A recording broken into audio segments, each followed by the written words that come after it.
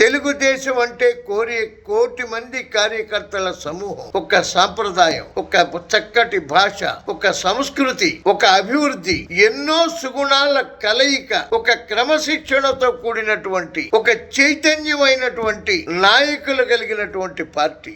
ఎందరో నాయకుల్ని తయారు చేసే ఒక ఫ్యాక్టరీ లాంటిది తెలుగుదేశం పార్టీ. ఇవాళ చంద్రబాబు నాయుడు గారు రోజుకి 16-17 గంటలు కష్టపడుతున్నారు అనంటే అది ఆయన కోసం కాదు, మన కోసం, మన భవిష్యత్తు కోసం, మన భావి తరాల బంగారు బాట కోసం. ఎంతో మంది నరం లేని నాలికి ఎన్నైనా మాట్లాడొచ్చు. ప్రజలారా అర్థం చేసుకోండి, విద్యార్థులారా, మేధావులారా, టీచర్లారా, పూజారులారా, మీరందరూ సమాజాన్ని ప్రభావితం చేస్తారు. సమాజాన్ని ప్రభావితం చేసి ఎవరైతే నిరక్షరాస్యులు తెలుసుకోలేకపోతున్నారో వాళ్ళకి మన సాంప్రదాయాన్ని, మన అభివృద్ధిని, మన భాషను, మన భవితను కాపాడేటువంటి తెలుగుదేశాన్ని మళ్ళీ మళ్ళీ మళ్ళీ మళ్ళీ బలపరచవలసిన బాధ్యతను తెలియజేయవలసిందిగా ప్రార్థిస్తూ శ్రేయోభిలాషి అమ్మా ప్రసాద్.